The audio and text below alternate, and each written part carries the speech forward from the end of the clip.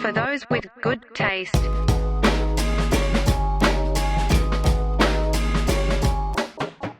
What is up, tasties and tastes, and welcome back to another episode of FTWGT Weekly.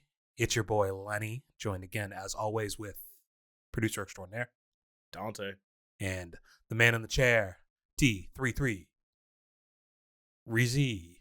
Sorry. What's up, guys? And if you could make sure to like, comment, share, and subscribe, we'd greatly appreciate that. Guys, I had a Halloween question for you. I hope we get this out right before Halloween, so this actually works. Okay. Really quick. Favorite Halloween candies? I'm a Kit Kat guy. Well, if you're talking like fun size, then yeah, I think Kit Kats are generally the cream of the crop. Twix? Twix is a very close second, but Kit Kat's the winner. Yeah. Okay. Candy corn? Fuck no.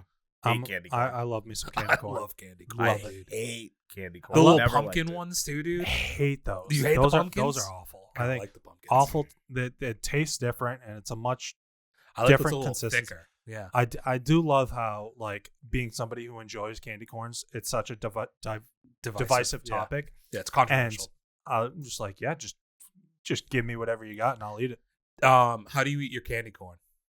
Like big fucking scoops right into the mouth. Oh, see, I eat eat it by the layer. No, I'm not a nibbler kind of guy. You bite the tip off? Yeah. I nibble the tip, then I caress the middle, Oh, you're fucking crazy. and then I get down to the base. Bro. All right, y'all. Now I know Lenny a little better. Not that I wanted to in that way, but yeah, he gets sexual with his candy corn. So you said, like, well, if we're talking fun size, are we saying that the other option is like the houses that give out king size candy bars? You want No. king size candy bars, then just give me like the double or the triple Reese's cup.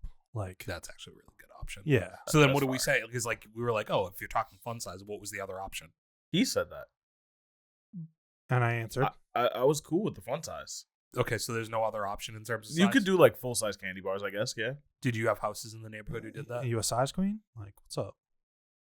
I'm just saying, like, It is about the motion of the ocean.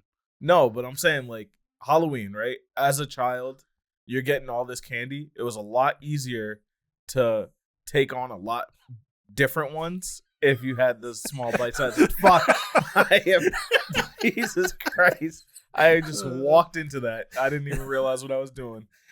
You went limp afterwards. That's crazy. Shut the fuck up. Shut the fuck up. God Yeah, damn. I did have one house in the neighborhood that was rocking like the full size candy bar. I respected that play. Yeah. And then there was always the weird one that was giving out like apples or something. I never got those. No? Did you guys have to sort your candy for razor blades? No. No, I never did that. Okay. All right. We just operated. I based just on believed. faith. I believed it's better safe than sorry. Nah, I just believed that what will be is what will be. Outside of like the fruit stuff, and I'm not talking about the shit you just said. I'm talking about the Bro, people giving out apples. don't do that today. What was like if we went over your favorite? Like, what would you dread seeing in your bag at the end of a night? Almond Joy. That's a really good one. I'm Good and allergic to almonds, so yeah. Good and plenty. That's a good one too. I was gonna add Three Musketeers in there. Oh, I like Oh, Three they're Musketeers. They're fine, but like, I don't want my chocolate bar to just have chocolate and then nougat. Like, I think it needs like one other piece for the like Milky Way with the Yeah. nougat and the caramel or Yeah. caramel, however you prefer to say it. Like adding that next like flavor, just getting nougat in it is not great. I don't know why I'm hung up on this, but why did you have to do both pronunciations Well, of just, you never know caramel? what Yeah, people want to eat. Whatever floats your Like, boat. which way do you say it? Just say it the way you say it. So I'm converting. That's also why I'm are you a currently caramel converting. guy now? I'm a caramel guy now. I was a caramel guy my whole life, and I've become a caramel guy. Well, there is that second A. That's why I always say caramel. Yeah, but I've been a caramel guy through and through. For the better part True of and like true. 33 years, I've been a caramel guy, but I've recently converted. It's like a whole new religion. yeah, I've seen the error in my ways. I think I go back and forth just depending on like how quickly I'm talking and I need to say the word. Yeah, I don't think about it. I will say it either way. I think it's just like whenever you order it through like you really think about it like if you're pulling up to a drive-through or something. I feel like I have to say caramel. I don't know. So I mean, the different pronunciation for me is I either say caramel or caramel, but like I never say caramel. What is wrong with you? Well, you drink that with milk?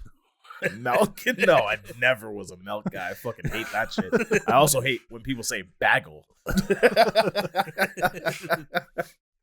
I don't like. Why do you change the end of? I don't know, man. Like, I truly believe I have a speech impediment, and like sometimes I just say things weird. No. You've caught me on it a few times. Yeah, you know, yeah. It's We just- talk a lot. Yeah. Yeah.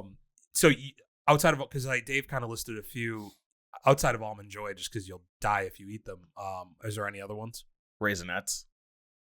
I think that's a weirdo move to give somebody Raisinets for Halloween. No, I think that's a weird Halloween candy, but I think it's a great movie theater candy. Yeah, I have no Milk gripe Duds? with Raisinets. Not a fan. Milk Duds, Milk Duds might be your best bang for your buck as far as candy is concerned. Not a fan. Those things last forever.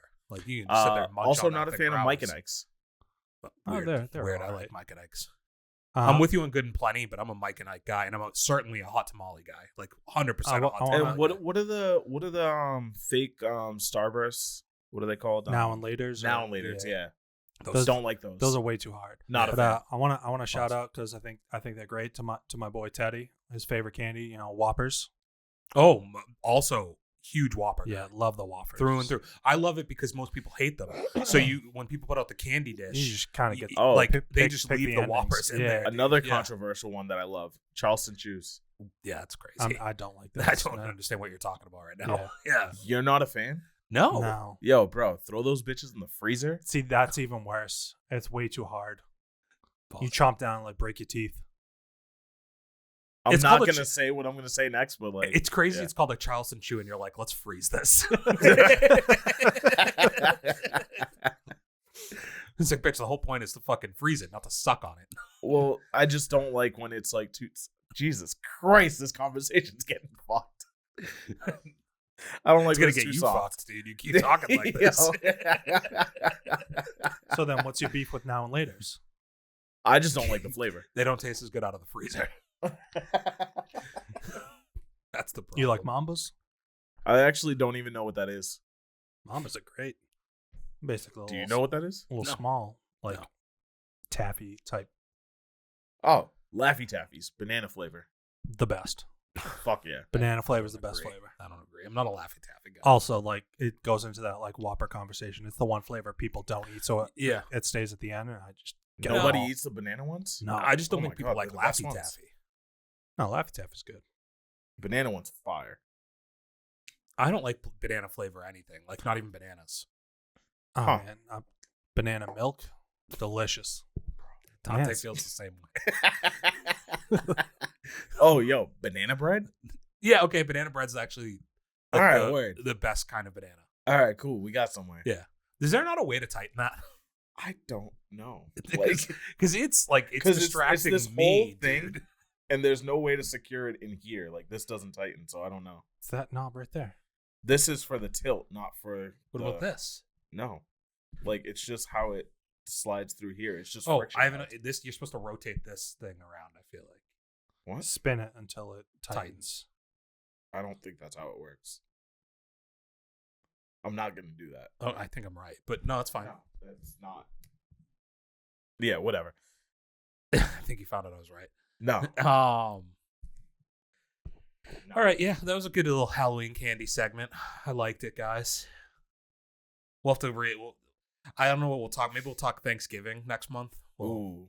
Okay. go through like sides, yay or nay to stuffing, stuff like that. That'll be a good topic for you, Dante. Bro. Hey, motherfucker.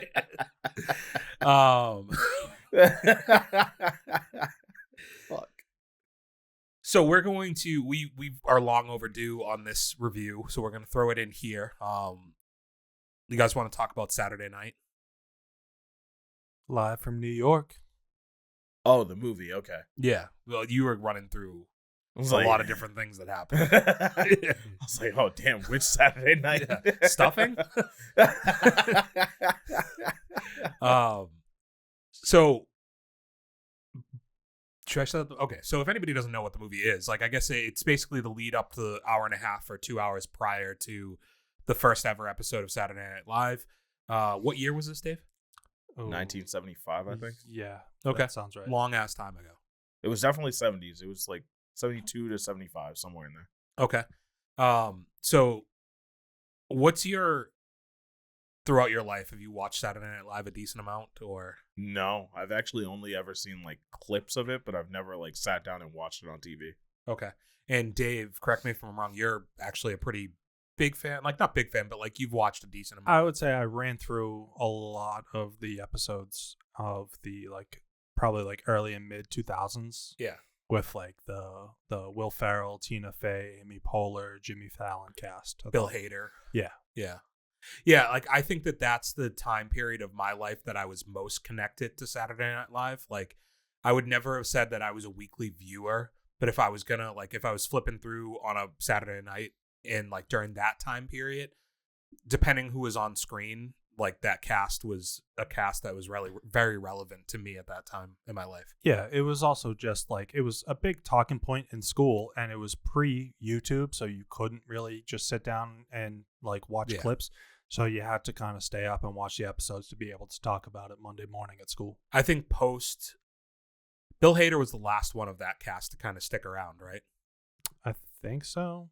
Or like maybe Maya Rudolph or something. Him and like Fred that. Armisen and Maya Rudolph, yeah. Yeah, like because so like I would say for the better part of what it's been like 10 to 15 years since he left the show or they left the show. Yeah. That I haven't really consumed it outside of, to your point, like social media clips and like YouTube videos, TikTok shit, like whatever. Like that's how I get most of it now, is it'll pop up in my algorithm. But that was back then I would actually watch it. Getting into the movie, I can't say I had a lot of knowledge going into this of the lead up to the show becoming a thing. Also, it's legendary, the people who have come through SNL, so obviously you know that all these names came from SNL, but like not watching it in real time, and you wouldn't have known it watching in real time, but not having the retrospective being like I watched that and then look at what all these people went on to do. It is like it's kind of how I think we look at like what was it, like the when we were kids, it was like the Disney thing where like Britney Spears, Christina Aguilera, the Mickey Mouse Club. Yeah, Mickey Mouse Club. Like all of them came through there. Justin Timberlake. Like it was just like one of those things where I feel like if you were alive during the 70s when this is happening, and then it's like the year 2000 or like mid 90s, and you're looking back and being like, I can't believe all those people were on the show. And it happened in the 90s too with like the Adam Sandler era, right? Like that you look and you're like, I can't believe all those people came through fucking SNL. That's nuts.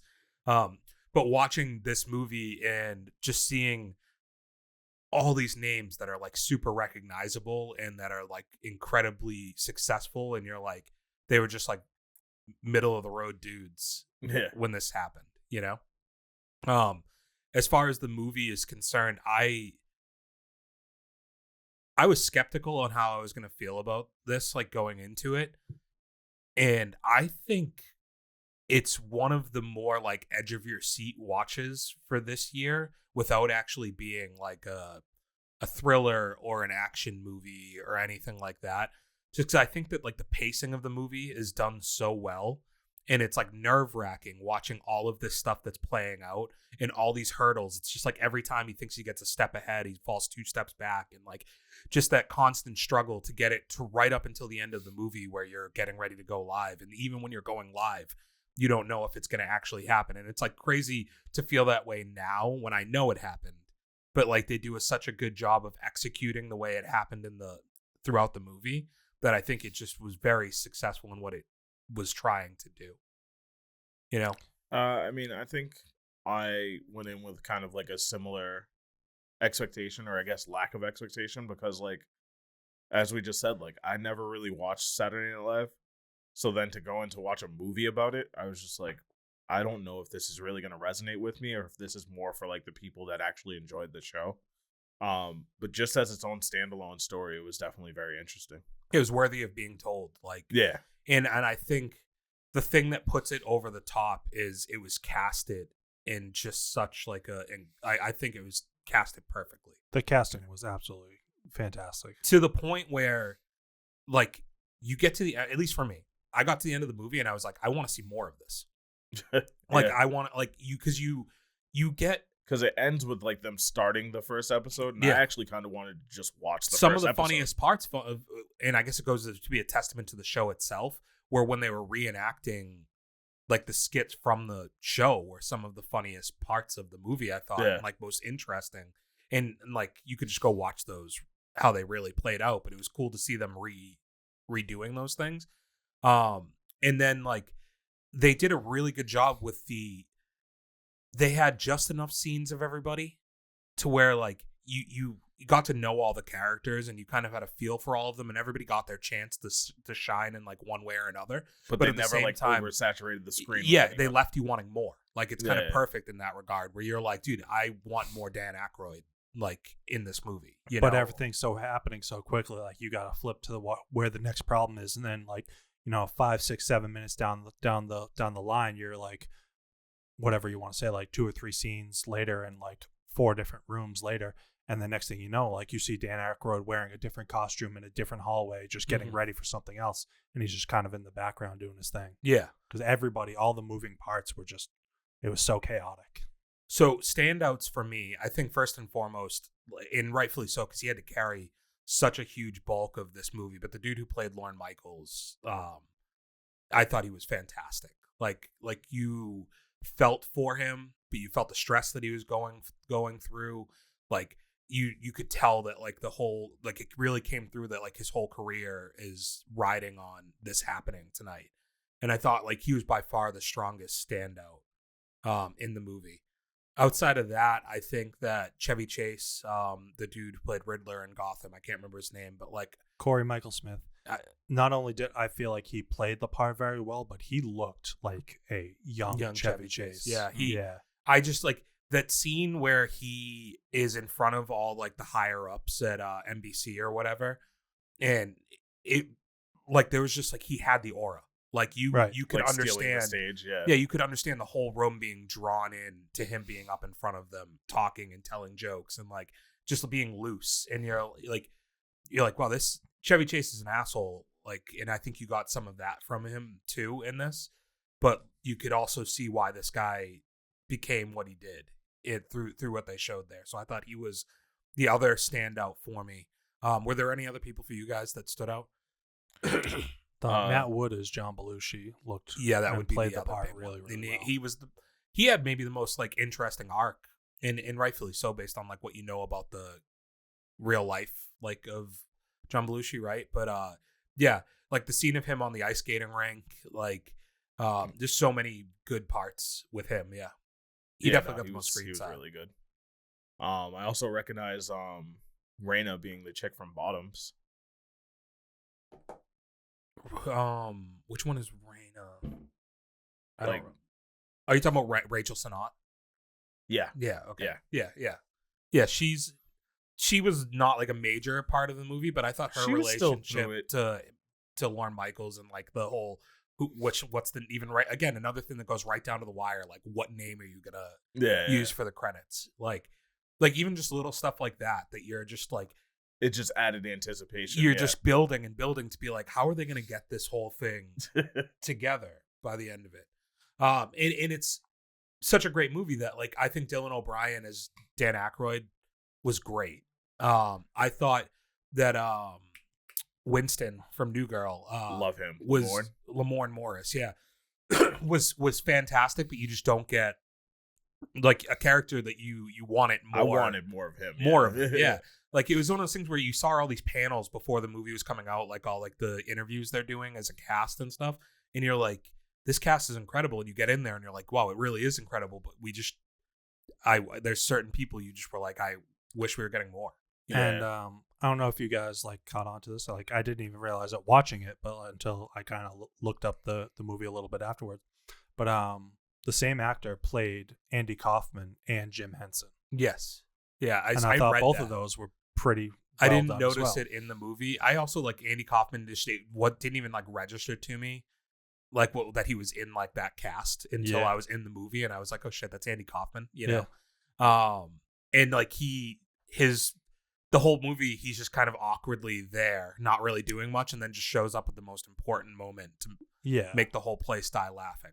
I mean, that was obviously his Oh, thing. was he the dude with the record player? Yeah. Yeah. Okay. Yeah. And then Jim Henson was funny, and that the other person I think like in turn with that is the writer. Yeah, the entire movie, like I knew it wasn't oh, now I'm gonna completely forget his name. The guy from The Soup and Community. Joel McHale. The entire time I thought it was him, but I was like, I know it's not him. Yeah. But every scene he comes up, I was like, this just looks like Joel McHale with like a beard. Yeah. I know what you're saying. I thought he had a couple scenes though. I thought with the woman who was doing the censorship stuff was really funny. Him with Jim Henson was funny as well. And then I feel like he had one other scene with maybe like the execs or something like that might have been funny too. But yeah, he, like another guy, I guess it's just, we're going to keep sounding like I'm going to sound like a broken record because it's like all of these people just had these moments where they were able to stand out, where they each maybe outside of the guy who played Lorne Michaels, each one of them probably got like 20 minutes of total screen time shared across the movie. And each one of them found a way to make that 20 minutes just like completely worth it. And you could tell really strong direction for the movie, like to get all of those people their attempts and their shots up, right? Like their chances to shine, but also for each one of those actors to understand the assignment and not try to like, I'm sure like ego is a thing, right? Like it happens in the real life Saturday Night Live stuff where it's like you want yourself to be, you want to be the one who stands out amongst everybody, and you could end up taking away from the performances around you. Well, That was was a bunch of nobody comedians looking to get their shot, so it makes sense. Yeah, that was the whole like Billy Crystal storyline where he's like, I'm not going to go below 5 minutes. Like, this is my set. Mm-hmm. And it's like, no, you got to cut it down to 2. He's like, all right, well, then I'm out. Yeah. And then the other girl's just like, yeah, I'll do it. I'll figure it out. Yep. Got it. I just want my chance. Yeah. Yeah. Yeah. I thought they just did a great job. We haven't even talked about Willem Dafoe. Yep. Was fantastic. And then also the top of J.K. Simmons' Shaft. Yeah. Yeah. Yes. Yeah. Impressive. Yeah. Yeah. It's nice. What'd you think? Huh? What'd you think? J.K. Simmons whipped his dick out. Why don't I remember? Oh, yeah, he did. Do you have a review? And you got a nice like top view of that shaft. Do you have a review? I don't have a review, but it sounds like Dave does. Dante, give us like a hand girth like I'm not gonna do breakdown. That. It was impressive, man. It was like how big do you think it? It was like what, like nine and a half inches, I think. Yeah, approximately. But like diameter. Fruit 2.0 bottle. Fruit 2.0 bottle. An 8-ounce Red Bull can. But yeah, like Willem Dafoe being like the subtle villain to the whole thing, and then like watching him slowly get like won over was great. I love the Johnny Carson phone call too, where it's just like, you little shit, like I'm not like, where you're not gonna last, like they're gonna come back to me crawling, you know. Yeah. So yeah, top to bottom for me, I highly enjoyed this. I thought it was a lot of fun. I got into it quite a bit. It's one of the stronger ones. I think I forget where I rated it now. I don't remember, and I just did this. I think I have it at like 13 or 14. I have it at 21. And I gave it 3 stars. I think I gave it 3.5. I gave it 3 stars, and I have it at 26. Okay. Yeah, so we all came out pretty high on this one. I have it at 12. Let us know if you guys saw it out there. Who's your favorite performer in it? Was there anybody you wish you got more of? If there was a world where they could make a sequel to this, what would the sequel be? Could we make something about like the cast that had Adam Sandler included in it and everything? Is that like something we'd want to see out there? I'm sure there's a lot of drama that has happened over the years of 50 years of live broadcasting. So I think it'd be cool. I know there's a lot of books out there about it too. Cool. Let's get into some news, shall we? Let's. What you got for me? So do you guys want to start with Spider-Man, Tom Holland? What do you got about him? So he officially announced Spider-Man 4. Okay. Right? We got a date for it. It's going to be in July of 2026. First of all, excitement for Spider-Man 4. Yeah. Yeah. 100%, right? Like, yeah. That's going to be one of the most anticipated things for that year when it does come. They start filming it, I believe, this summer is what he said. So I'm interested. Where are you guys at on this? Is this the end of the Tom Holland Spider-Man run, or do we think it's going to continue? That's a tough one to say. I feel like it's got to end soon, probably. I mean, I think that decision kind of comes from the inside. Like, he'll have like an inside look as to, what the direction looks like and whether or not he wants to stick around. And if it's going to continue where, like, with Sony just fumbling the bag, then yeah, he's probably going to step away, because I know for the most part... They're not fumbling his bag, though. No. Like, his movies are fine. It's all the other ones that are terrible. Right, but obviously, like, his thing is now he's got a taste of, like, the actual Marvel universe and the Avengers stories and whatnot. And, like, if he's going to be outside of that, just kind of, like, doing his own thing again and not being connected, then, like, what's the incentive if they're not really going to build it up? I have to imagine he's still involved in both. Because he's the Avenger now, right? Like, with no Tony Stark, no Cap, like, he is the most recognizable, most popular member of that team, to where I feel like it'd be a huge miss to not have him be locked in for those going forward. I think the case of him continuing is interesting, because first and foremost, obviously, as long as he wants to be the character, it is his character to keep, right? Like, he's fantastic at it, and the movies are super successful. He's still relatively young. Late 20s. Like, I think that for him, the question, the side question to me is, like, his performances outside of Marvel at this point, he performs well and he's a really respected actor, but none of his movies have been very successful on their own. So I think that that's an interesting thing to know, that, like, I can keep making these artistic choices that might be interesting to me, but even if those aren't financially successful, my name will always still be relevant, because I can go back to Spider-Man every couple years, every 3-4 years, and make massive budget successful movies that keep me at the top of the list. So, and then that definitely keeps his success afloat while he can try all the other artsy stuff that he enjoys. Exactly, doing. right? Like, it just gives him, the only downside to that I could see is that you have to dedicate a lot of time to make these movies, right? And a lot of time with those contracts, from what I know, it's like, it might not even be the movies being made yet, but because you have to sign on and, like, you have to keep yourself blocked off, it could be taking him away from other projects that are interesting to him, to have to be like, every 3 years, I have to give up 6 to 8 months of that year to just be dedicated to this film. And, like, at what point does that not feel challenging to him anymore? But he's openly said, like, he grew up loving the Spider-Man character. Like, it was his favorite superhero. I think that trend comes through in the performances. So I have to imagine there's still, like, a love for it that he won't want to give it up. Yeah. And if his, girlfriend / maybe at some point wife is still heavily involved in the franchise, I think there's probably worse things where it's like the 6 to 8 months you're tied to this, you also have her being tied to it with you, probably makes it easier in some regards.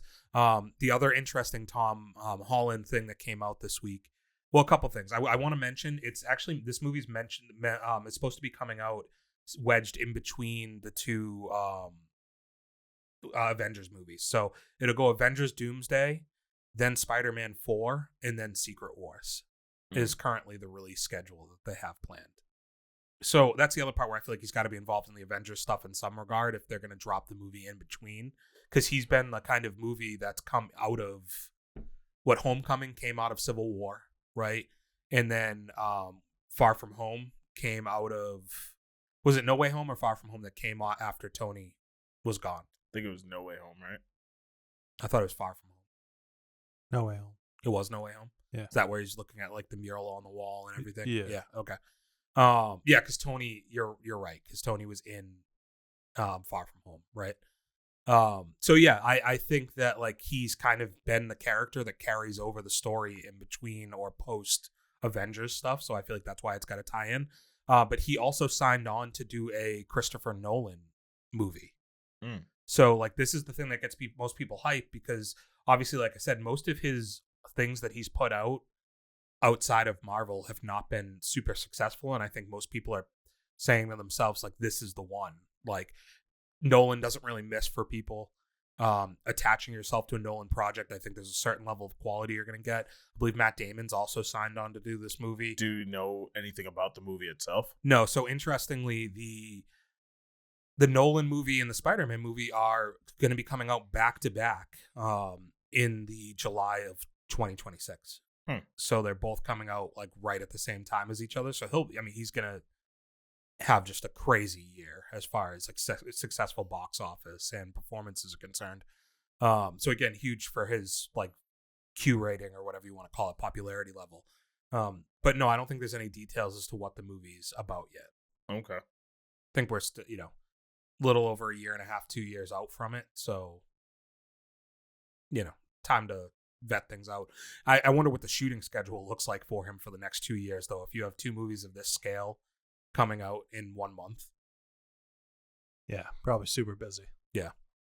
Also, fun Tom Holland fact that I found out a couple weeks ago, he just came out with a non-alcoholic beer. Yeah, he has his own non-alcoholic beer. Called? I don't know. Do you want to look it up? I don't fucking know. Dave? Yeah, he was talking about how he didn't think he was like an alcoholic, but he's like, I can drink a lot, and he really liked drinking.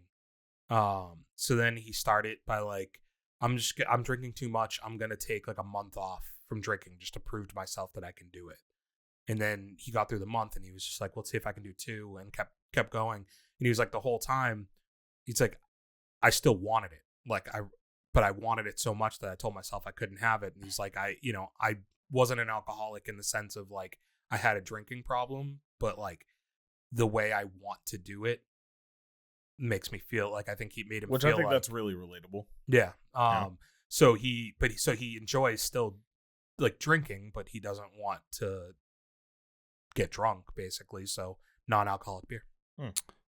It's called either Biro or Bero. It's just Bero. Bero. So like beer zero. Yeah. And kind of, I get that. So like when I went over to Ireland and the UK this past summer, like you go into like the liquor stores or the convenience stores there, they had like really solid like specified like sections like set up for non-alcoholic beers. Whatnot. And obviously just because like, like Ireland has like the reputation where like a lot of the people, they get out of work, they go to the pub, they drink and whatnot. And obviously like it's also a very heavily monitored like no drinking and driving. So obviously like you'll get people who drive to the pub or drive to work or bring the crew and whatnot into the pub, need to drive home, like, but they want to feel as part of like the group, as like everybody's drinking socially, having a good time, so that they have like non-alcoholic options like all over the place. Have you guys had non-alcoholic beer? Yeah. No. So I'm at this point like 6.5 years sober from drinking, and I never kind of got the craving to want to try a non-alcoholic. And I honestly it more or less scared me. Like I don't want to put like the taste back in my mouth and then like it and then try to like kind of like fall down towards actually drinking again. Did you try it just to try it, or like it was so I'm also sober, but like it was it sounds like this whole podcast is a drinking problem. Like no, we don't. But we don't. Yeah, no, it's just the way it's like Dave's 6.5 years sober. Dante's like, I'm also sober. It's like, well, like it's not like you guys had a drinking problem and went sober. Like it's just like by choice, right? Yeah, like, yeah. Exactly. I just woke up one morning like after having like a few drinks that night, and like I was hungover, and I was just like, this sucks. Yeah. I was like, I'm cool with never feeling like this again. Yeah, we definitely know what that feels like. Been there. But yeah, no, I mean, like, basically that's why I said like the whole thing you just said about like Tom Holland making his non-alcoholic beers relatable is like, I never considered myself an alcoholic, but it was almost like I was drinking a little bit too much, and it was like, I don't think I ever had a problem. Like I could go without it, but it was just like you wouldn't say no. Like you just found yourself at a bar all the time. It was just like every time like alcohol was brought up, it was like, I'm down. Yeah. You know what I mean? So it was like, every so often I would throw in like hey, let's take a dry month and, just kind of make sure I can do it and I'm not actually an alcoholic. And in those times, it would be like I'd be out with friends at a bar and I'd be like, no, I'm not drinking right now. Let me try a non-alcoholic beer to see what it's like. So I've tried like O'Doul's Bud Light Zero, or not Bud Light Zero, just Budweiser Zero. But yeah. What do you think of them as far as like an alternative? They're okay. I mean, they definitely preserve like the same taste. I just think they almost come in like a little flat. Mm-hmm. I feel like, like actual beer has like a, I guess, sharper taste to it. I don't know how to talk about like beer taste. Like, I don't understand what like hoppy means or any of that shit, but like, I think it's just bubbles. Is that what it is? I don't know. It's carbonation. Yeah, that's what hops are. All right. See when it's jumping out of the. Oh, it's hopping. I Yeah, see. Okay, yeah. Yeah, like I don't know that I would want to drink a beer that didn't have alcohol in it. Yeah, it almost defeats the point, especially because I was never really a big beer guy, but I was curious, so I tried it. Yeah, like I think what you're saying, Dave, makes a ton of sense to me. To want to feel included in what's going on, but not stand out as the guy who's like drinking like a water while the whole table's drinking, Guinness or beer or whatever they're drinking. I get that perception part of it and just feeling included. So that makes a lot of sense to me. But yeah, like, and I guess it sounds unhealthy to be like, what's the point in like beer doesn't taste good enough for me to drink it to not get some type of a buzz off of it. Yeah. And I think that's where it's kind of a mind fuck to me to be like, I would go out and spend money on alcohol-free beer. It's funny that you say the whole point about being the odd guy out getting water, because I'm definitely that guy now. Yeah, and there's nothing wrong with that. I think initially, like, I felt weird about it. I was like, damn, like, everybody's judging me. Like, what's wrong with this guy? Blah, blah, blah.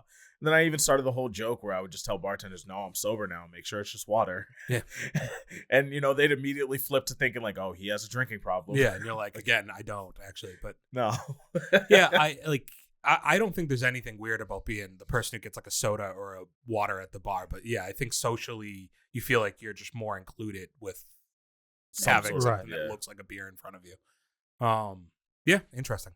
The other piece of news I have, and neither one of you guys are probably as interested in this as I am, but so we got some Predator news this week. So Dan Trachtenberg, I believe is his name, announced 2 Predator movies that'll be coming out in the next like year and a half or so. So there's the one that they've been talking about, which is called Predator Badlands. It's going to star Elle Fanning, Dakota's sister, which is going to be a theatrical release, which is nice because Prey didn't get a theatrical release. And in retrospect, everybody was like, it should have gone to the theater, So we're going to get a cinematic release, but then there's also a secret Predator movie that he's also filmed and is working on that's going to be releasing to streaming as well. So I'm really excited to get more entries. I think the Predator is like one of the best characters that I think at this point hasn't been like overly saturated either with like being a successful franchise. Like we've gotten a few sequels of mixed quality, but I think for me, between the original Predator movie, Predator 2 is okay, and then Prey, I think like there's just been some strong performances that there's still a lot left in the character, and I trust that this guy has a good vision based off of Prey, that we're gonna get good movies as opposed to like the Predators movie that came out with Olivia Munn that was just god awful and terrible and didn't know what it was doing. There's also talks that we're going to be getting another Alien vs Predator movie at some point in the future. Yeah, we did talk about that. Which that's also exciting news that like we're pivoting towards that direction. I still think they're talking about there's an Alien Romulus sequel being worked on right now that's going to bring back Kaylee Spraney and the person who played her robot. Okay. So if we keep building both of those franchises and you're able to have characters that are solid enough, the idea that you get to a point where you bring them together, I think that's what any company wants at this point, right? Is like merging universes, build a universe, and multiverse stuff. So they're just seeing money written all over that. Yeah. Which more often than I think is going bad at this point. But if it's done well, it can still, like we've seen when it's done well, it's some of the best shit you'll find as far as like fan service and things like that, Like you see, we're getting a crossover of Abbott Elementary and It's Always Sunny in Philadelphia. I did see that. Yeah. Which is weird because he's in both, right? Glenn Howerton? No. What school? He was in a school show. That was. It's not the same thing? No. Okay. I think that was AP Bio. Yeah, okay, you're right. Do you watch Abbott Elementary? I tried to. It was recommended to me by a friend. I don't know. I guess I didn't have anything bad to say, but it didn't stick with me. I think I watched like half of the first season. Okay. I see clips every now and then, and like they're kind of funny. So like I get the appeal of the show. I just never stuck around with it. But it'd be definitely funny to see how they do a crossover. Like I would assume most TV shows that crossover, you get like one episode of Abbott Elementary with the gang showing up, and then you'll get one episode of It's Always Funny in Philadelphia with like the teachers showing up. Well, so you remember we got New Girl and Brooklyn Nine-Nine crossover. That was like an interesting, like they just showed up in New York and like that's how they worked it. I think originally there was an idea where they were trying to cross over Workaholics and It's Always Sunny years ago, which I think would have been good. That would have been really funny. Yeah, like I think that like those were the two shows that were kind of pushing boundaries at that time, and like people were super interested in it. I don't think it ever happened. They could just never really make it work. And Workaholics ended not too long after that, where who would have expected like Always Sunny still 10 years later? Like they don't pump out as much content, but like still doing it, you know? Right. Yeah, I think the idea of like that crossover is pretty cool though. Anything with It's Always Sunny, I'm gonna give a shot to, basically. Last thing. Have you guys seen any of the controversy around the Wicked poster? Yeah. No. So the girl who plays the witch, the green one in Wicked. So they made the poster to be kind of like an ode to the original, but it's not an exact replica of the original like play poster. Right.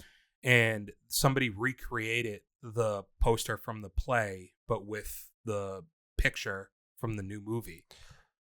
So the controversy, I don't think it doesn't necessarily come from just like recreating it, because I think like trying to recreate it and make it a little bit more similar to exactly like the same color scheme of what the play poster was. I think it was more so like how they said that they were doing it, like that they were fixing it, is what kind of started the problem. More or less. I don't have her quote, but her quote is still like she went. It's like, too much, right? Like I understand like you being upset, but like she was basically just like the eyes are like this was paraphrasing because I don't think it was exactly this, but like she was basically like the eyes are like the gateway to who I am as a person and into my soul, and by taking away my eyes, you're taking away the ability for people to see me, and like it was just some like over the top, like way too like self-involved. I don't know, like I just don't think that like anybody was trying to do that to you, and you seem a little like crazy to get that out of pocket, like mad. If your paraphrase is anything even remotely close to the original quote, that's absurd. Yeah, pull see how close I am on it. I think I'm like in the ballpark. I mean, you've read it, right, Dave? Yeah. Am I in the realm of it? Yeah, I think you are. Yeah, she just kind of came out like super offended as to what was said in terms of like, here we go, like let me fix this, like let me like fix. I think she took it as let me fix how you look in the poster versus like the direction of making the poster. Yeah, it's just like somebody who likes Wicked and made a fan poster. Like it's like such a not serious thing. And I get, like, to your point, being offended by somebody thinking they need to fix something rather than just saying, like, here's what the poster would look like with the original more in mind, you know, or like here's kind of like a tip of the hat to the original. Yeah. So her quote, it looks like the whole thing. Oh, I shouldn't have clicked on it. This is the wildest, most offensive thing I have seen, equal to that awful AI of us fighting, equal to people posing the question, is your blank green? None of this is funny. None of this is cute. It degrades me. It degrades us. The original poster is an illustration. I am a real life human being who chose to look right down the barrel of the camera to you, the viewer, because without words, we communicate with our eyes. Our poster is an homage, not an imitation. To edit my face and hide my eyes is to erase me, and that is deeply hurtful. So I was close. I definitely added some stuff in there, but like my sentiment was on, right? Yeah. Yeah. What do you think, Dante? I think she's way out of pocket, a little too full of herself.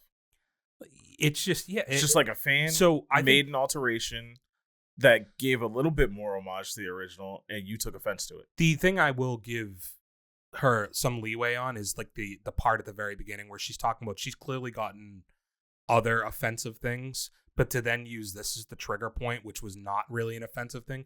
Like the response to is your, what I assume they were asking is like your, whatever green is, like that's offensive. You like, I'm okay with you being like, don't talk about my fucking my whatever, my tits, my ass, whatever it is, the other one that I think she was probably talking about. I think that's what yeah. But I get like if that was the one that triggered you and set you off, but like the fan service poster that's promoting your movie is like, without you having to pay for it, is like additional promo for your movie if that goes viral on the internet. And if anything, you've taken what could have just been like a kind of, some people saw it and were like, oh, that's cool. Like, I really love the original Wicked. I can't wait for this movie. And instead, you've now put a negative on it. And I think, I don't know that this is going to drive people away from seeing the movie necessarily, but it definitely doesn't make me bought into like her as a person. Yeah.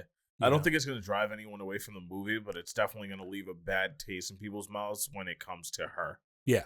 Yeah. And if you put it like, if people don't want to make you succeed or like see you succeed because you've left a bad taste in their mouth, that's where it can negatively impact the performance of your projects, Valid. So yeah, I'm just not like, I just don't think it's a good PR move. If you're just stay offline would be if you're going to get to a point where you react that way, and it's hard to just not see this stuff, but like, you have a huge movie coming out that's going to have millions of people see it, right? There is going to be negative and positive things said a ton about you in the lead up and then after this movie comes out, and to not expect that and not be able to shut that off from lashing out like that, like I think that you maybe you're not built for it. I don't know, like I just think that public perception in this social media era where people don't actually have to look you in the eye to say things about you, and this wasn't even necessarily saying anything again, which is the craziest part of this, is like nobody did, like, this poster's not offensive to you. Like, it's not like somebody commented on your looks or something like that. They weren't hiding your face because you're ugly. Like, it had nothing to do with those things. And like, by taking away my eyes, you take away my ability to, like, it's like, shut up, dude. Yeah. You just sound like a person who's not out of touch a little bit. Sound like a whack job. Yeah. Yeah. You said it. Yeah, dude. Speaking of tastes and mouths, do you guys have it? Sometimes you have solid segues. Other times I'm just like, dude. No, but do you? Do you, Dave? Taste. Great work, guys. All right. We got to keep this kind of compact. It's very symbiotic. I liked it. We have a ton of shit to talk about. Do you guys want me to give you the floor real quick? So, because I didn't watch Agatha, you're at least like somewhat up to date on it. So you've watched one episode, you've watched 2 episodes, and I've watched 3 episodes since we've last talked about this. Yeah. So we're very staggered. Yeah. Yeah. I mean, so if we want to run through some stuff, I don't really care about the spoilers so much for me. I'm interested in your thoughts, Dave, because you seem very excited, and I do think that there's still a very divisive feeling towards like these Marvel shows, to where I think people aren't. I don't know that people are truly giving this a shot, or if there's just some people who don't like it at all. I at least can speak to where I'm up to in the story. Every episode has been pretty successful.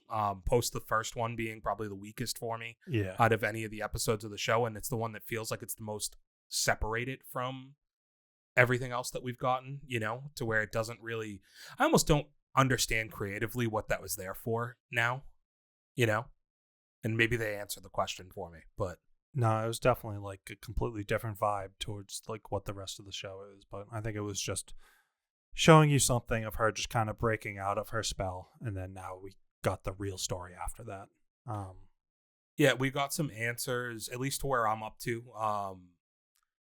We've been asking questions about the teen a lot, and we finally got the moment where he lashed out at Agatha, right? Yeah, so I mean, I think the episode that you watched, we obviously got what is meant to, I think, be Agatha's trial. Yes. Where, they talk on the Ouija board, they're summoning spirits, And then boom, out comes her mother, and she's got to kind of deal with the trauma where her mother wants to punish her and or kill her. You know, and then obviously you get her coven with Alice kind of trying to step in and help save her, drives the spirit out of her body. But then, you know, Agatha does what Agatha does. When she feels power, she takes as much as she can. Yeah. And then obviously kind of like killing Alice in the process. Yeah. Where are we at on Agatha, like as far as is she likable or not likable? I still think she's likable, and I honestly think like that power grab wasn't necessarily intentional. I think that's almost just like a impulsive reaction. That would take away from somebody being likable. She got struck. I don't know. I think it goes up and down. Where I see, like, I don't think I like her as a character, but I think she's necessary as a character. So like, I don't have to like her to think that, you know, she's playing a good role. So like, yeah, like the character is strong. Right. I think that like because it makes you ask questions, and it's like I think it's well built in that regard. It's where you just can be like the whole time ambiguous. you're trying to figure out what side of morality she falls on. Yeah, and I think with these types of things, you're waiting for them to make the decision to be the good guy, and I Yeah. don't think that she's like, I don't know if she'll ever truly make that decision. I mean, so I think she's leaning towards making that decision, but that decision's going to get taken away from her. I think some of the episodes leading up to that, where the team like got hurt before during Alice's trial, and she seemed really emotional and like connected to him as a character when like he was sitting there hurt, like basically reaching across telling Rio don't take him, like thinking that he was going to die. Kind of just gets flipped as soon as she gets a little bit of this power back.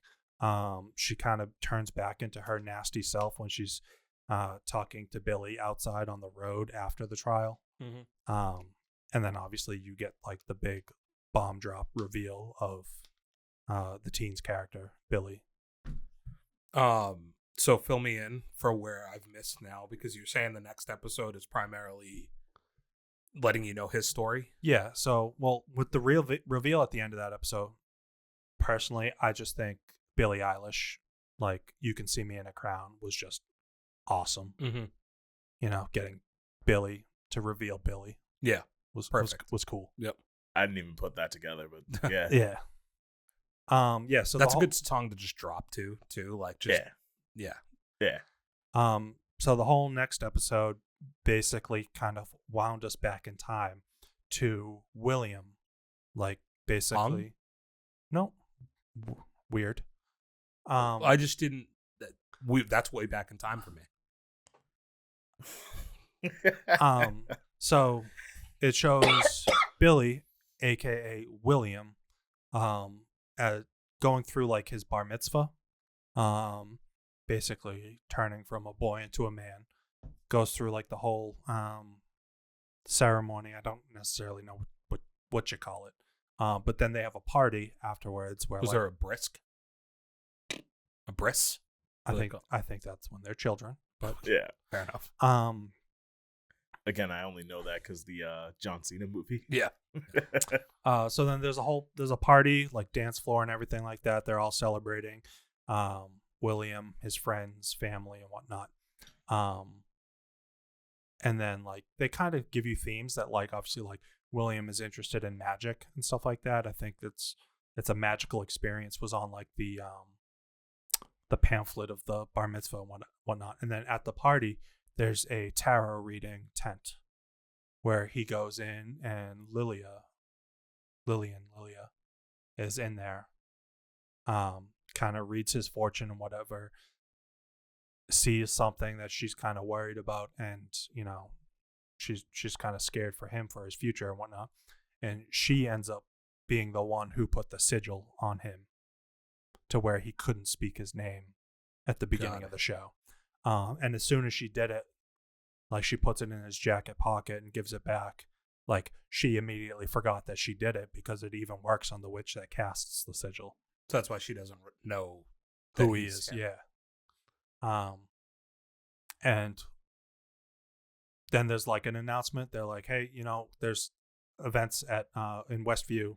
The bubble is, something's going on. Like everybody's got to go home. So, and it kind of tells you that this is all happening basically at the end of the WandaVision show. They're driving home, and the bubble explodes, they get into a car accident, and then next thing you know, William wakes up screaming for Tommy, which was Billy's brother in WandaVision. Kind of telling you that now William has become Billy. Okay. So it more or less... So William wasn't always Billy. No.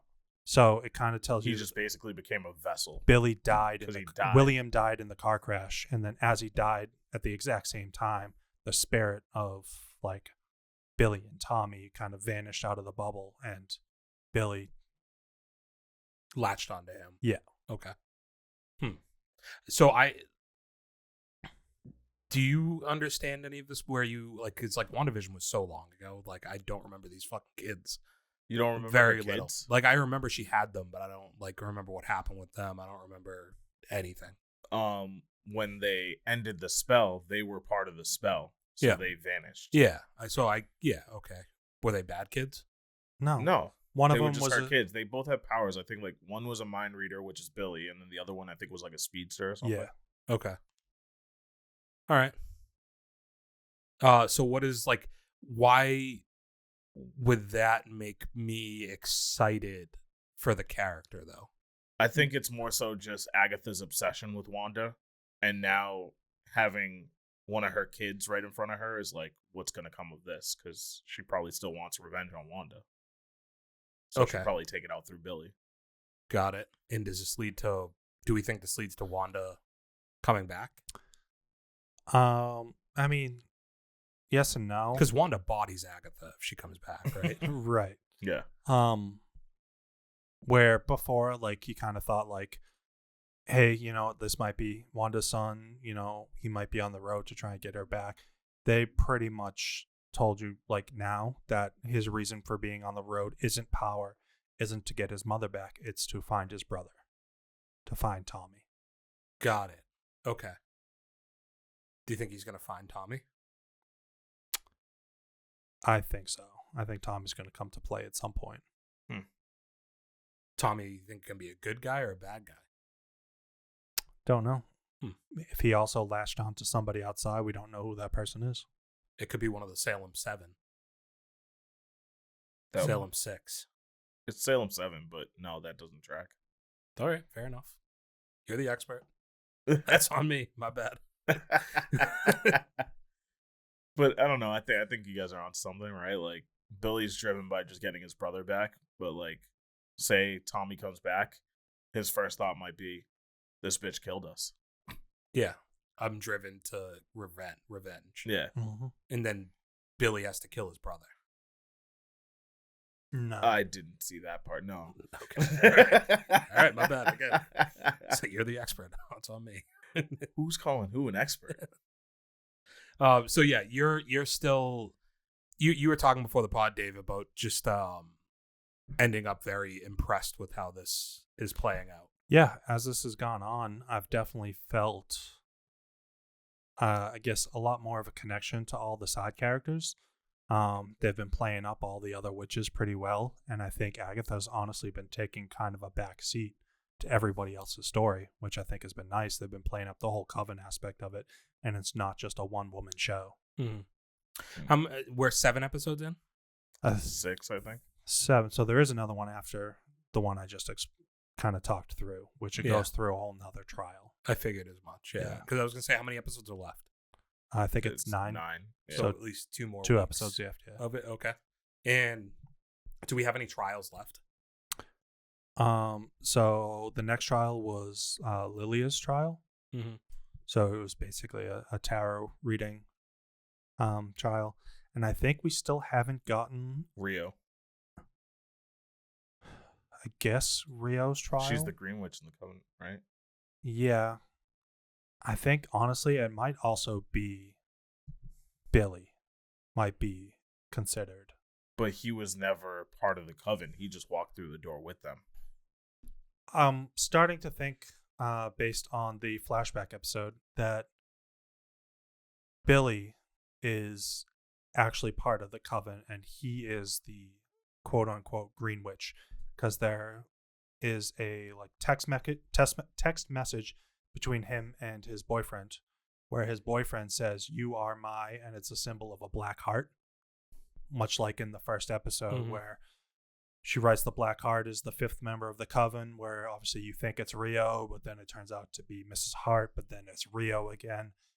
Now I think that it looks like it is Billy after all, where I was kind of mentioning before, Rio is supposed to be like Lady Death, so she's not, quote unquote, I guess, a witch in their coven. She's something, She's something else. Any thoughts, Dante? Since you were very critical on him not being a part of the coven, I just want to hear your rebuttal to that. No, I mean, that makes too much sense to argue with it, but I think that's kind of the point too, is like they kind of want to keep you on edge with which way it could go, and it could really go either way. So we have this Wednesday and then the next Wednesday after that, and then we're done. Then Daredevil's next, right? I think so, yeah. Okay.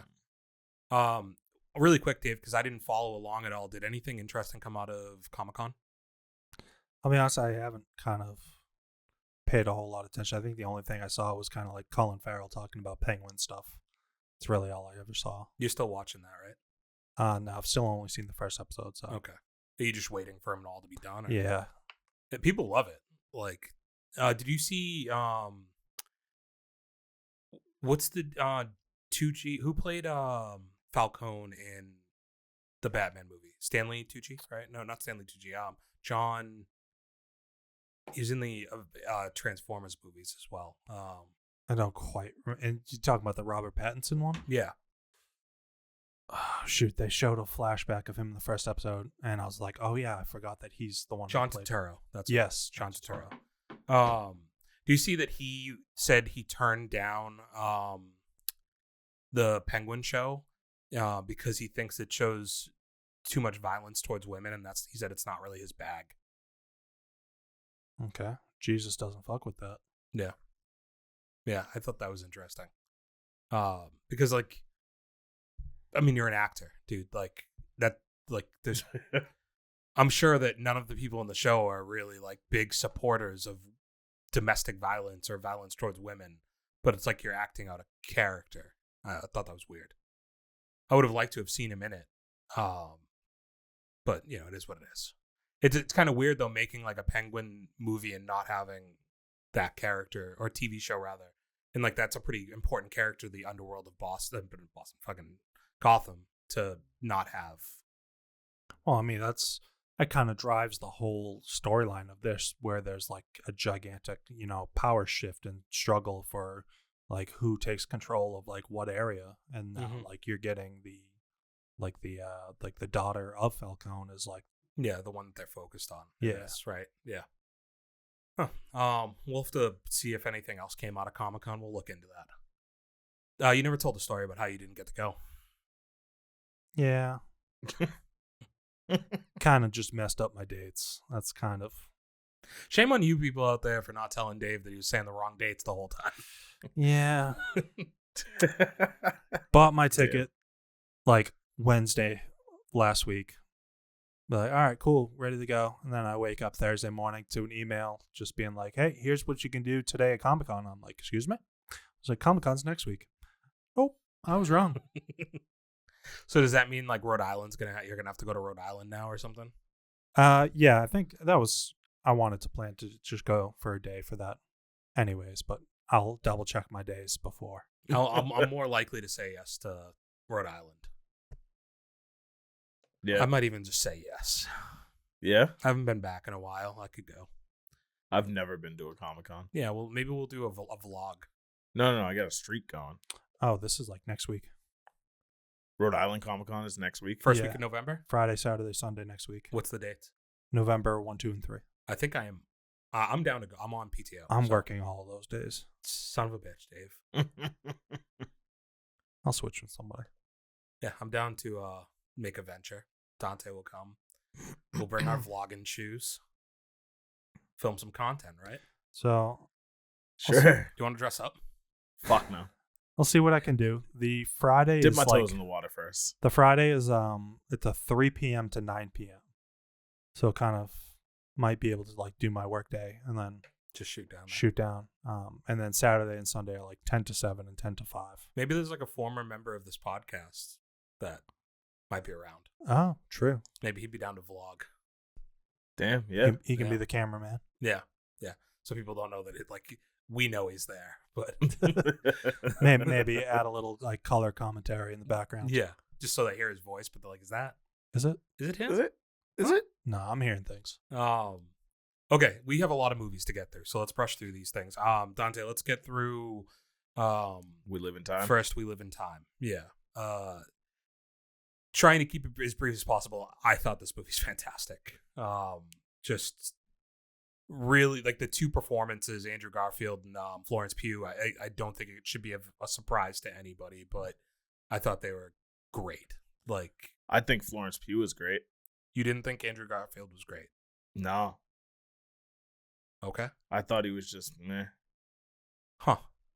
Also, funny that we just talked about accents in our Venom review. Mm-hmm. I didn't like his accent. I felt like it came in and out at times. Pretty sure it's his real accent. Is it? Yeah. They both had European accents, didn't they? Like British, I think, or whatever. Yeah, I'm pretty sure that's just his real accent, dude. It's just there's points where like his pronunciation sounded American at times. And then other times it went like Where do you think he's from? over the top British. I have no idea where he's from. Did you think he was from the U.S.? I think this maybe moment? I thought that, yeah. Yeah, no.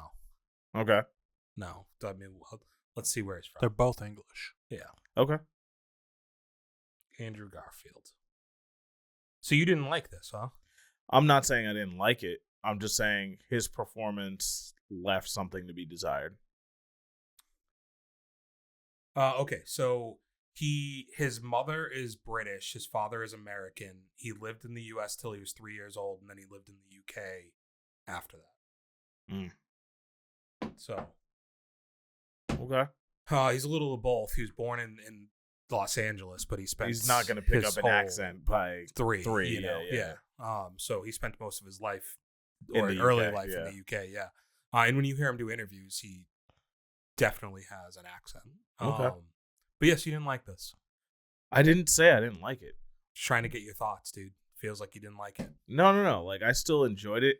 I don't feel like I felt the chemistry as strongly as I would have liked.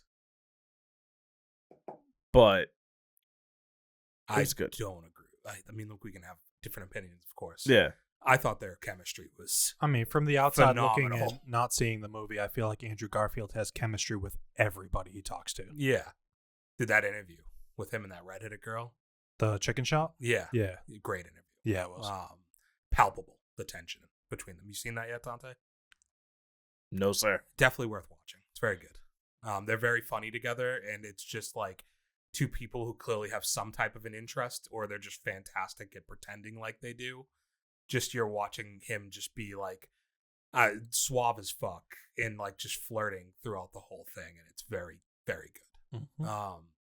But yeah, I thought their chemistry was great. I thought her story was fantastic. I think that like it's a character that was equally parts frustrating that you also felt bad for, because like I think it was a very honest take as to what it would be like to have all these goals in your life and to be very competitive in the way that you chase those goals, but to then be faced by something that No, I still love the overall story. I feel like you're trying to sell it to me. No, it doesn't sound like you did, though. I just wasn't fully sold on Andrew Garfield's performance, but I love the overall story. Mhm. I do, however, think I feel like a lot more movies are doing this nowadays, where they're telling the story kind of jumping around in time, and I thought that was a little disorienting at points. What was the name of this?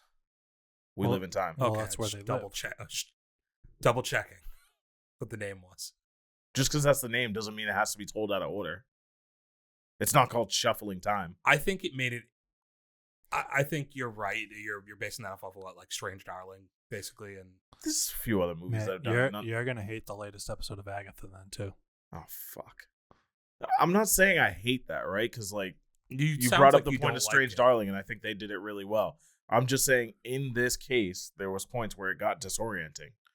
There was no, like, marker to tell me like, oh, hey, this next scene is a completely different time, until you're just like, wait, what the fuck? All of a sudden she's pregnant.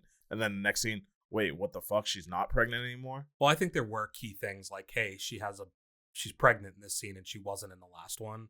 Or like her hair was long in this scene and then it was short in this one. Like those things were easy things to tell me that they weren't.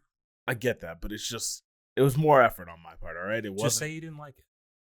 I liked it. What the fuck? How awesome was the childbirth scene the in the convenience gas store station? scene is fucking great, dude. like first of all, I found myself being like, how mad are the people in that fucking tunnel? Because he just left the car there. Yeah. I honestly, with the way traffic was looking, I don't think it moved at all throughout. Yeah. And then her just giving birth in a fucking mobile bathroom. Yeah. And like, I don't know, we're just used to traditional births being like laying on your back in the stirrups, fucking pushing it. It's just she's on all fours. All fours. With strangers in the room, just pumping out a kid while like the woman, the nurse over the phone or doctor over the phone walks him through it. I thought that was really cool. I thought it was hilarious that he's like back there, he's on the phone, he's like, I think I see the head. And then the gas station lady comes over and she's like, yep, that's it. Yeah. It's like, you're just staring at my lady's twat? Like, what's up with you? And props to Florence Pugh for just being completely okay with it. Just out there, yeah. Yeah. Yeah, I mean, I think you're right in the sense that, like, Florence Pugh was the true standout, and she had to be for, like, what this movie was designed to do. It's, like, so much of you feeling sympathy for her, feeling like you wanted her to overcome, like, all of that stuff, I thought was, like, it's all reliant on how good she is. But I thought her with him had, like, with Andrew Garfield had very good chemistry. And I thought he held up his end of the equation. Like, I thought, like, the scene of him being angry at her when he realized that she was doing the cooking show, I thought he was fantastic in that scene. Like his response to it, his frustrations with like, why don't you want to save yourself, and like, why are you sacrificing this all for this? And then her response, and like, I thought scenes like that just were like, just really drew you in. It was a lot of fun. Well, not fun, but like, it was just really well done. Yeah, no, I didn't immediately know how I felt about it coming out of it, but I think I actually liked the ending. Well, I was gonna say, I think it's a movie that had to have that kind of an ending. Like, I fully expected it to just end with her death, but it kind of skips her death and just goes on to like, hey, life carries on. Yeah, I thought that the build to the end was set up nicely through the beginning of the movie, with the conversation about when I believe it's when she finds out she has cancer again, right? And they're talking about the idea of getting a pet because it helps kids cope with loss and understanding like that life is like a fragile thing and you only have so much of it.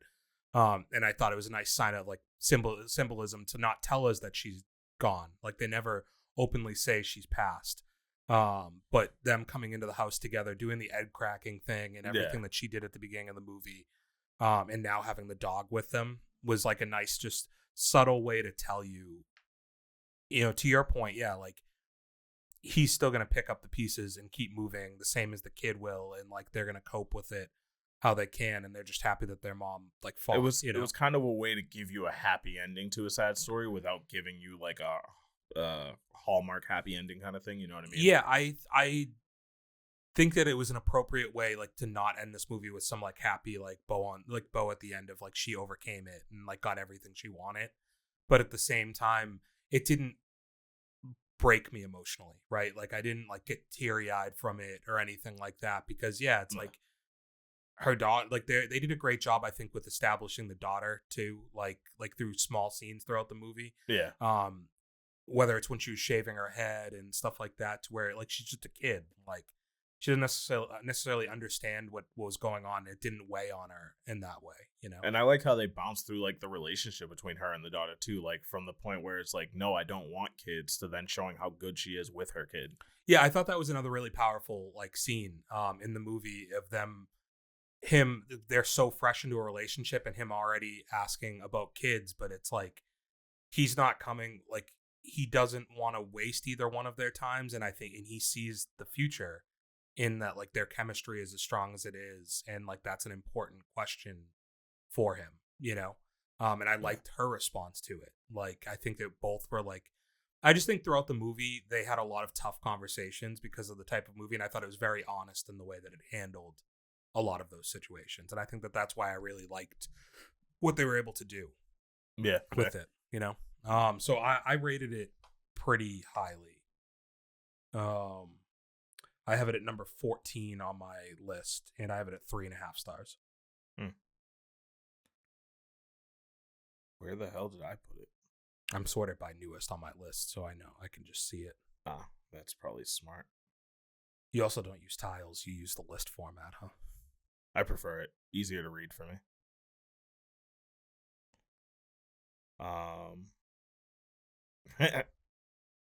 I gave it 2.5 stars and put it at 45. So, can we revisit something, Dave? He didn't like this.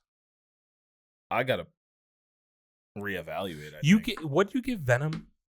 More than that. Okay, cool. Makes sense. Makes a lot of fucking sense. All right. Okay. What other movies have you seen? That was it. That's it. Okay. Yeah.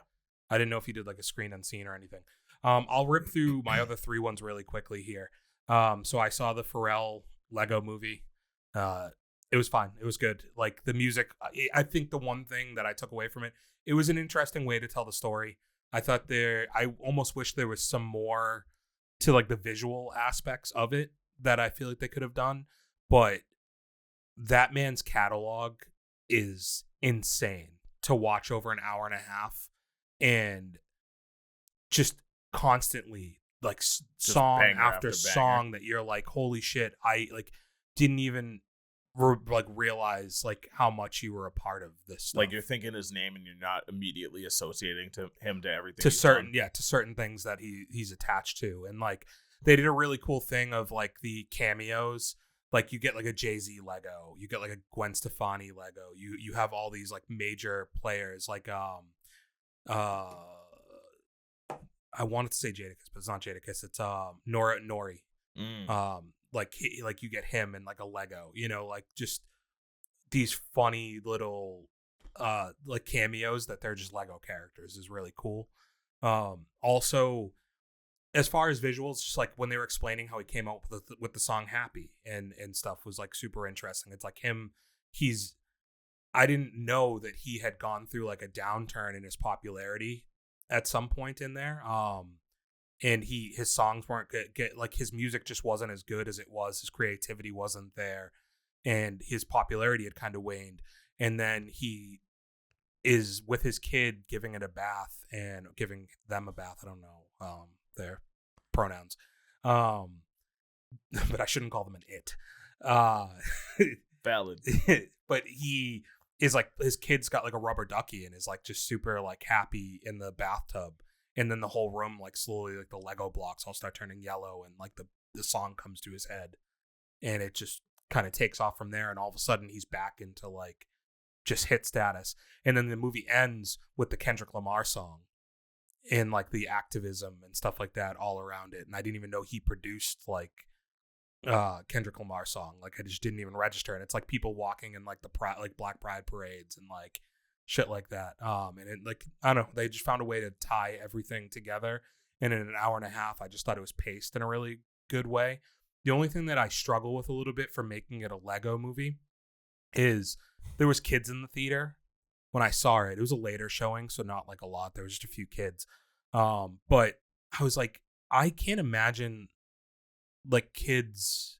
There's not enough crazy visuals or anything, and I just can't see what it's like this wasn't for kids. Yeah, it just feels a little weird that like it's a Lego movie, but like it's not kiddie enough for a Lego movie in a way. I can see that. So I thought that was a bit confusing for it.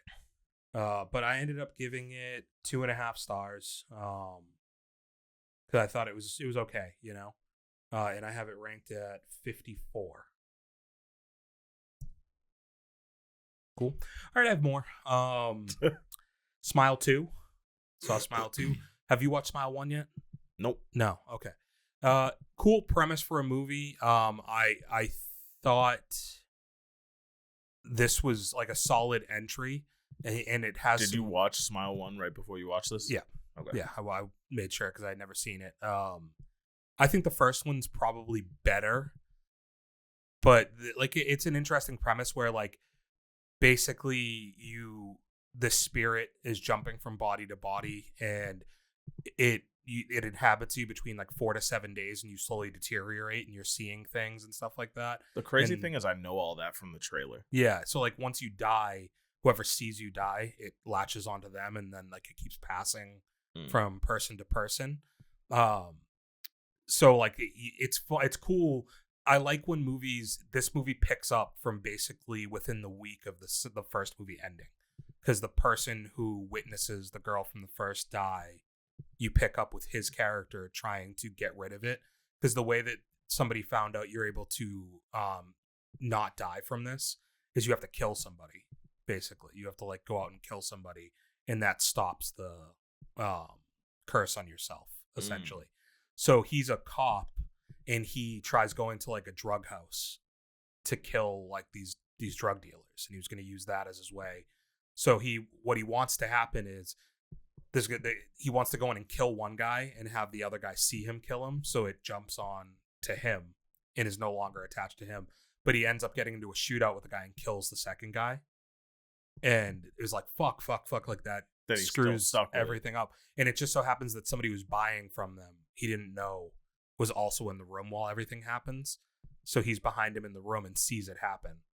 So instead of latching on to the guy he thought it was going to, it not latches on to like a normal person who was just in the room with him. And it's crazy because the other people show up to the drug house after it all happens, and they find him in there, and they end up chasing him out into the street, and they're shooting at him. And he just runs in the street in a fucking truck, just runs him over. And he ends up dying anyways. Just scary movie. Yeah. Basically. But so then it leads to like the pop star who you see in the trailers and everything, right? She is recovering from a drug problem that got her into a car accident and almost killed her. And she has like back issues. It's her first time going back on tour. And she's not trying to do drugs anymore, but they won't prescribe her any type of pain medication because she had a drug problem. So she's still using that dealer to get like Vicodin from, basically, for pain relief.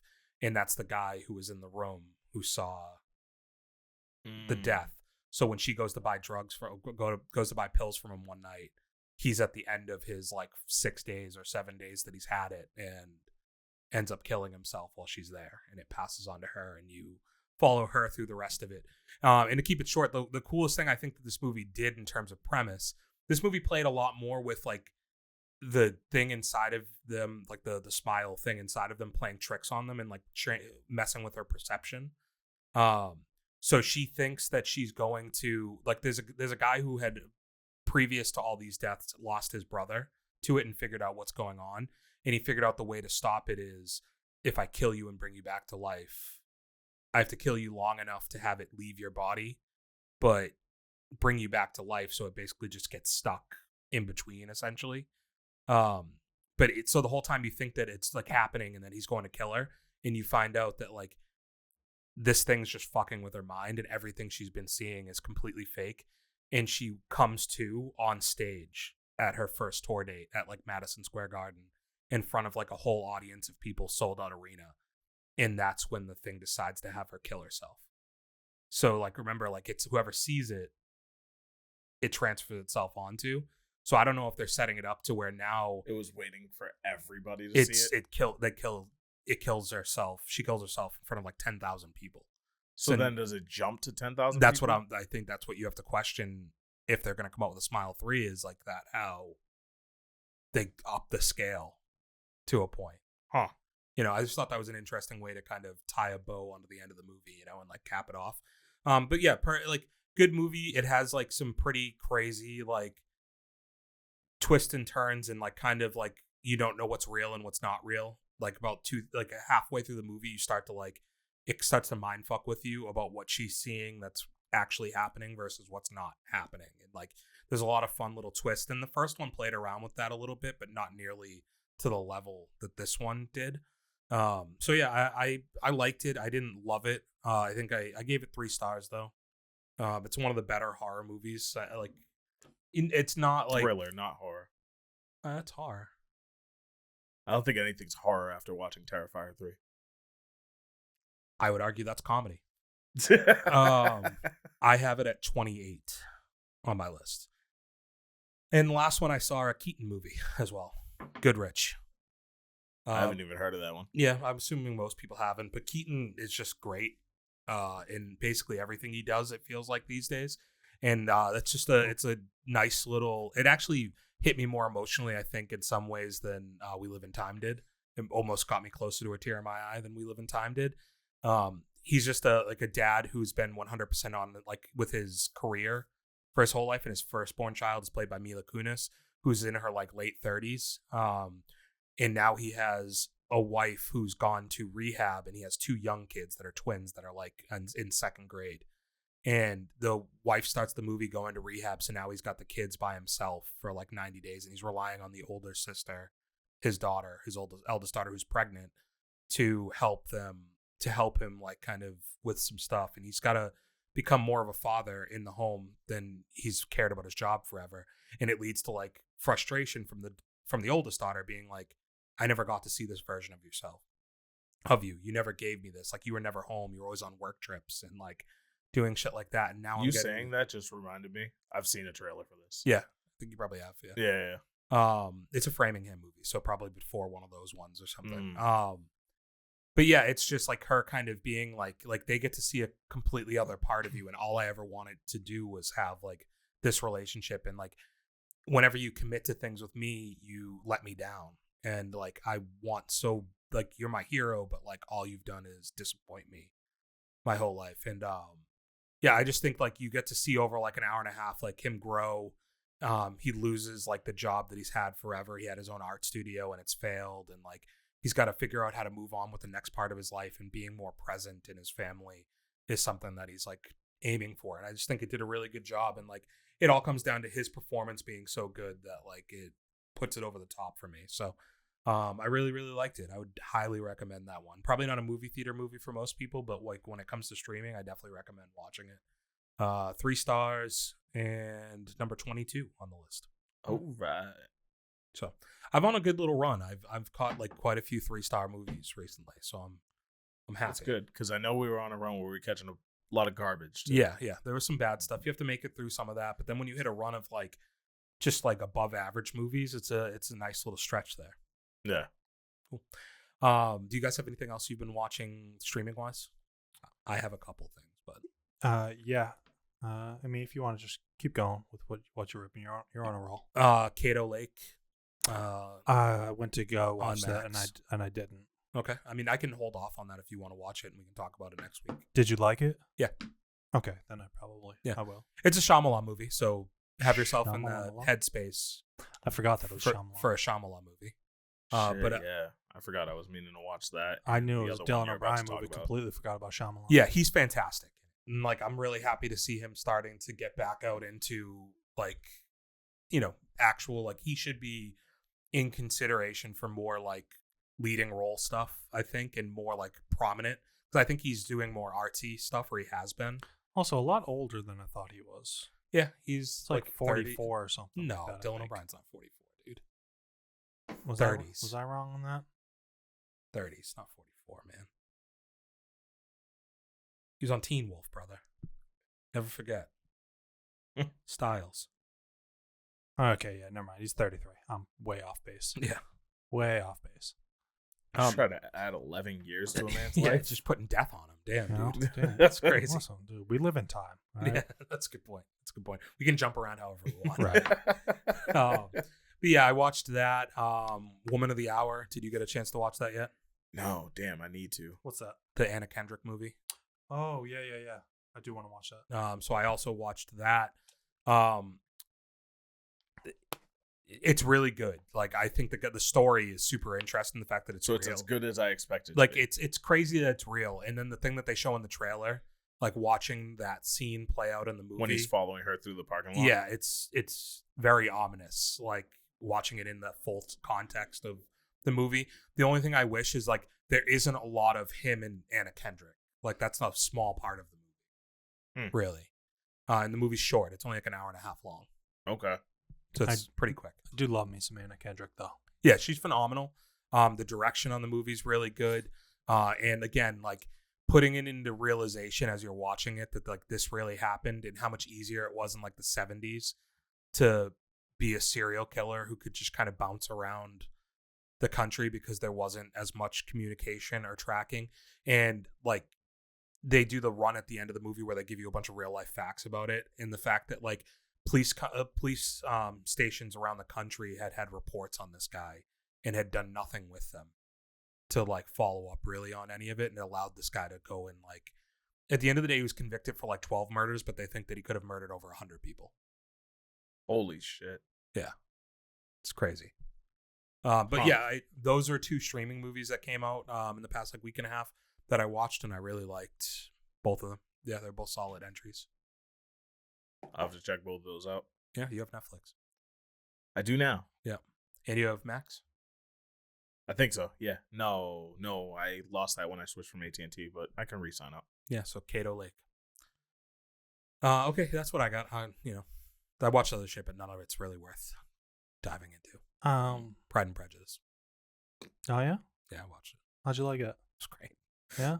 Never seen it before. It's It's right up my alley. I've never seen it before either, and I feel like it's always one of those that's like it's on the cusp of like I feel like I would like it, but I also think that it would be incredibly boring. It's there. Keira Knightley's performance is so strong in it. And like I was telling Dante, there's a scene in the rain where they're fighting. This is what got me to watch it. I was on TikTok. Of course. I came across the scene in the rain. I've never seen the movie, and I saw Keira Knightley just like rip this dude apart in like such a passionate way that I was like, I think I need to like watch this, because whenever you look up like top like romantic dramas or like it's not really a comedy, but like that type of movie, it's always like a top 10 feature on a lot of lists. Yeah. And it's a super interesting way that they do it, because like there's just tension building the whole movie, but they don't really like, they kiss once at the very end of the movie. Like it's all just like the communication, and like the scripting's really interesting on it because it's obviously a period piece. So I might watch Pride, Prejudice, and Zombies next from 2016. Okay. See if it holds up. It's a sequel. I love that. Yeah. I'd love to hear the comparison later. I'll do it. Yeah. So I think that segues very well into the only things that I've really watched over the past 2 or 3 weeks. The last or all 5 Pirates of the Caribbean movies. Got it. Okay. I went back and watched. I've seen the first 3 numerous times, but it's probably been like a long time since I've seen them. And then I never saw the 2 that came after the like original trilogy. So we agree the 4th is bad. Yes. Really bad. Yes. The 5th is a little better. A little bit better, but it's still kind of crap. It's really only better because she's back and Orlando Bloom's back. Orlando Bloom's back. It ties more into the original trilogy, bringing back the Flying Dutchman and Will, and the whole point is to try and break him from the curse. While the 4th movie was just, what the fuck is you this got here? Blackbeard, you got not Catherine Zeta-Jones, Penelope Cruz. Yes. For some reason, you said Catherine Zeta-Jones. In my head, I said Renee Zellweger. Not close. But yeah, so I was a little off on both of them. The direction was kind of just weird and off, and it just didn't feel the same. What about the bank heist taken from Fast and the Furious? Stupid. Yeah. They do a Fast and the Furious bank heist. And it's like legitimately like just a rip off of it. It's them with horses pulling a safe through a town. Yeah. Jesus Christ. Like it's as much of a rip off as I could have ever imagined. But it's with Johnny Depp doing like Jack Sparrow shit, drunk on top of the safe. Interesting. And then yeah, like I said, the directions just feels kind of off. And then like Jack Sparrow or Johnny Depp will forever be Jack Sparrow. The guy absolutely nailed the character. Like to the point where it became it's him. iconic and it became him. However, I gotta say, his performance in both of those movies he played way too much into like the swaying rum drunk guy. Like it was way too over the top. Yeah. It felt like at some point he started collecting the paycheck more than it was caring about the project as much. Fun fact: never watched a single one of the Pirates of the Caribbean. That's crazy. I mean, you're missing out on the first. Their first trilogy. Yeah. Like the first movie is excellent. I think the two sequels I enjoy. I enjoy the second one a lot. I think the third one feels a little long. Is that as Worlds Collide or something like that? At World's End. At World's End, yeah. Like I think that one drags a little bit, if I remember correctly. It just feels kind of long. But I think like the Curse of the Black Pearl is like top. I think it's the best one out of all three. What's the second one? It's in Stranger Times or on Stranger Times, but is that the fourth one? On Stranger Tides is the fourth one.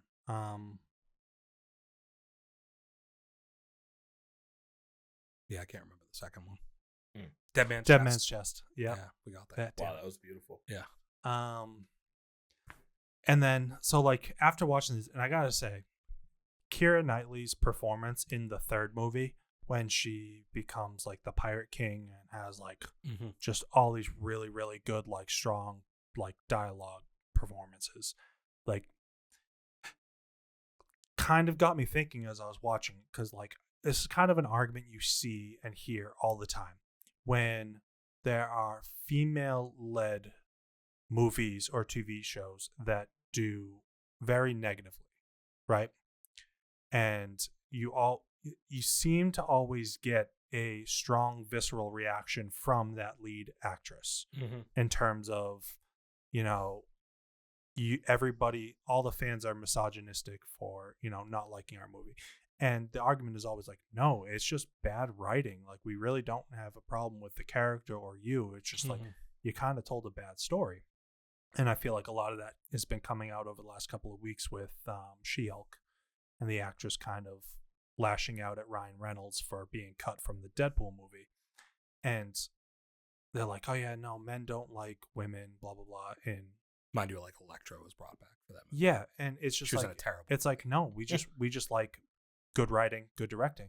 And like, I feel like there's always this like point to like, here's movies that we do like with really great, strong female lead characters. And I feel like Elizabeth Swann in Pirates of the Caribbean is never one of those examples, but I think it is such a great 3-movie arc in growth throughout those 3 movies is great. And she holds up in every scene opposite like Jack. Yeah. Or what was Orlando Bloom character's name? Will, yeah. Like I think she holds up her end of the bargain and then some in each one of the scenes. In like I'm in the second and the third one, like the tension between her and Jack and like stuff like that, I think all plays out really, really strongly. Yeah. I wish that they never left the franchise in some ways, because I think at some point, like Johnny Depp's the character you remember the most, but I think they were the story and the actor, like the actions that resonate the most from those movies. Yeah. Like Orlando Bloom's scene, his like sword fighting scene in the first movie is like fantastic, and it's like a standout for me from them. And the blacksmiths. Yeah, exactly. Yeah, it was really good. I every now and again like to go back and watch those ones again, because I think they're super easy, like fun things to watch. And as far as I was talking about during the Venom stuff that we did, check that out if you haven't yet. That's like a throw on in the background movie, and I can just have it on and enjoy it. Like I'd rather watch that as a passive watch. Yeah. Any other ones? That was cool. So no, I didn't have anything. Did you do else. that 5-movie run in one sitting? No. It's been like 2 weeks, Dante. It's over a whole week. I was just asking. Jesus Christ. Are you just trying to find out? Are you trying to get like the bar if you can do it? Yeah. All right. So you try it. No. Go for it. No, so I haven't actually like watched anything, but like it was kind of like little like, I don't know, funny to me scenario the other day as I was kind of bored and I was just browsing different apps and stuff like that. And I saw the Apple TV Plus app, and I was like, you know what? I never go into this app to see what's there. So I clicked on it. I'm scrolling through it, and I'm like, I couldn't really find anything that I wanted to watch. But in like the top 10 or whatever, it's only 2 shows that I've watched on this. Ted Lasso, A+ show. If you haven't watched it, watch it. Can't say enough good things about it. But the only other show that I've watched was Severance. Which was also a really, really cool show. And I was like, damn, I thought that they were making a second season to this. And it's been like 2.5 years since the first season ended. Like, I was like, let me Google, like, see, like, where the show's at. And it was just like, oh, 6 hours ago, a trailer dropped for season 2. And I was like, oh, okay, cool. So, like, tossed up on YouTube on the TV and watched the second trailer. Going to be coming out in January. Okay. I was like, oh, damn. Something to look forward to. And you'll be signing up. He's already signed Oh, up. I've got it. I just don't use it. I mean, Apple TV Plus is solid. Dante's the biggest advocate for Apple. No, there's a lot of bangers on there. The only thing I'll say is like their catalog is pretty small, and then also just the way you like navigate to like find shit on there, it just feels like you're seeing all the same shit from like 2 years ago. The only other thing that's on there that I know I've been recommended was Shrinking, and it feels like everything that's on that platform, barring Ted Lasso, is just, to me, just seems like kind of like boring drama. I want to watch the Godzilla show. Like Monarch. Yeah, Monarch. I want to watch. No, it's not all drama. There's some comedy on there, some action. Yeah, there's definitely Little bit of comedies that everything, I've seen that I was like, I think I kind of want to watch that. Yeah. Isn't there like a Jake Johnson, like Anna Kendrick thing on there or something like that? Probably. I know It's that's not coming to Drinking mind right Buddies movie from like. Yeah, no, they have like a TV show that they did together. I just don't know if it's an Apple TV Plus one or not. Because I think there was also like a Seth Newsroom. Rogen, like Morning show. Oh, there's there's also the Harrison Ford and That's Shrinking. that Shrinking. Yeah. Okay. Because that's comedy, isn't it? I don't know anything about it. It doesn't look like it's comedy. What is his name? Jason. Mama. No, it's the dude from How I Met Your Mother. Oh, I don't actually remember his name. Either way, he was talking about how he ended up on the show and how Harrison Ford ended up doing it with him, and he's like, the first thing Harrison Ford saw with me to like identify me as an actor was Forgetting Sarah Marshall. And he was just like, yeah, I got a text like being like, yeah, the movie's great. And he was like, nice dick, by the way. Oh, that's good. Yeah. Jesus. Dante, did you watch anything? You already asked me that, no? Okay. All right, well, ladies and gentlemen, tasties, tastettes. That wraps up our time for the week. Thank you for stopping by. Make sure to like, comment, share, and subscribe on the video. Did you think that Dante liked We Live in Time, or did he not like it? I think we know where I stand on this one. Are we excited for a Predator movie? Where do we think about Spiderman 4 or the Christopher Nolan, Tom Holland news? Have you ever had non-alcoholic beverages before? Let us know out there. And I'm talking like beer, not Coca-Cola. Because I know you've had that before, probably. Anything else, gentlemen? Nope. Well then, until next week, we bid you fale. Deuces. Peace. Bang. A skeet skeet. For those with good taste.